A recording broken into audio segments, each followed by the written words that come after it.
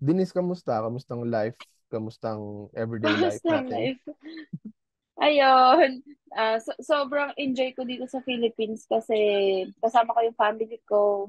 Nagte-training ako as um nandito ako sa Pilas tapos kasama ko pa yung family ko. So walang homesick na nangyayari. Ayun, so, eto mapunta na tayo sa sa mga laban sa One Fight Night 14 nga. Although, medyo matagal pa. Pero ito, super familiar ka sa maglalaban sa main event kay Stamp and kay Ham. So, una, Yes. ano yung nakita mong advantages ni Stamp sa laban?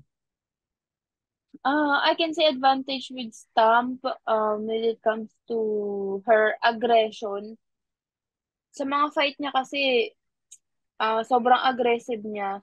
Tapos, yun, power. Power ng suntok, power ng sipa, accuracy ng mga sipa niya. Talagang deadly.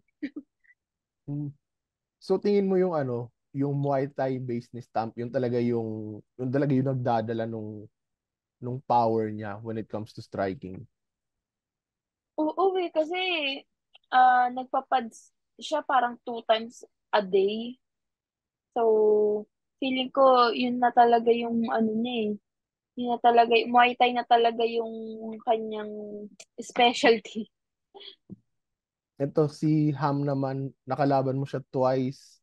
Mm-mm. First fight actually both fight talagang bakbakan kayong dalawa, wrestling, striking, talagang meron eh. So ano yung advantages ni Ham sa laban? Sa akin, advantage ni Ham before, kasi before parang nagkulang ako namali ako sa cutting weight ko nun. Parang sobrang akong nag-cut. Parang sumobra yata. Parang lagi kasi yung underweight nung naglaban kami. Parang 51 lang ako lagi. So, feeling ko yun yung mali ko dun sa laban namin ni Ham. Tapos, siya kasi parang ang laki nung kanyang tawag dito, walking weight. So, parang di ko alam pero parang nahirapan yata siya mag-cut ng weight kasi malaki. So, ang dami kasi nagkulang sa akin dun when it comes to sa may training before. Pero ngayon, I've learned.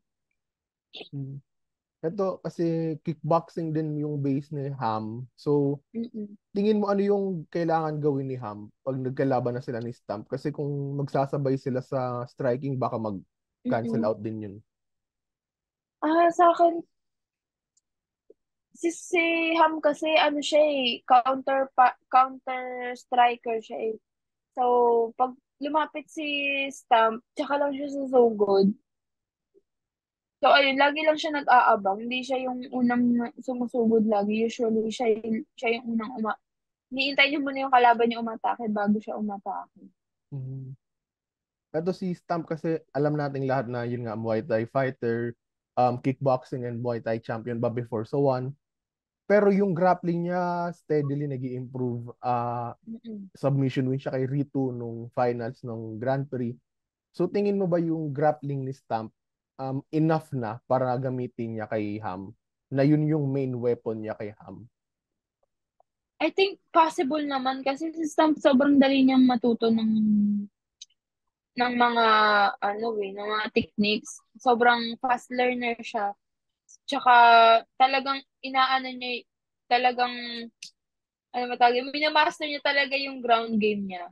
Kasi para complete as fighter na talaga, para all well-rounded na talaga siya. Hmm. Ayun, ano yung tingin mo kay Stamp na yun nga nakikita natin sa posts niya parang chill-chill lang siya, parang happy-go-lucky lang. Pero ano yung meron sa kanya na ba't ang dali niyang matuto? Ang bilis niyang maka maka-adapt sa kahit anong situation. Makikita mo si Stamp na parang, oo, makulit, lagi nag-TikTok. Pero when it comes to training, seryoso siya. Kaya feeling ko talagang madali siyang matuto kasi lagi siyang focus when it comes to training talaga. Mhm. Ito naman si Ham, although veteran na talaga si Ham eh.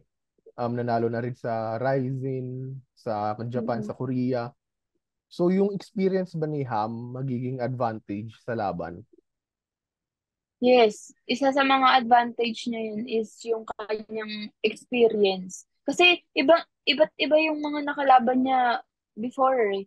May boxer, tapos may mga Muay Thai fighter na, tapos may mga grappler, wrestler. Halos kompleto na eh. Tsaka parang mas ano ba? Mas veterano din yung kanyang mga nakakalaban. Hmm. Well, yun nga, veteran si Ham. Pero si Stamp, namuntik na niyang matalo si Angela Lee nung 1X. So, tingin mo yung moment na yon na muntik na niyang matalo si Angela, tingin mo ba ang laki nung natutunan niya doon sa fight na yun? Oo, eh. Kasi si Stamp kasi alam ko yung ano niya eh, yung attitude niya na pag kailangan kong ganito, kailangan ganito. Yung Mhm. pagiging motivated niya para makuha yung goal niya. Iba eh. Iba yung eagerness niya eh. So, kung muntik na niyang matalo si Angela noon, tingin mo ba sa fight na to kay Ham, especially for the title tong laban na to talagang mas gigil si Stamp, tingin mo? Oo, eh. Kasi ano eh, matagal niya nang gusto makuha yung belt ng atomweight sa mixed martial arts. So, iba yung eagerness niya ngayon para para to make history. Hmm. Ito, anong prediction mo sa laban? Sino mananalo and paano mananalo?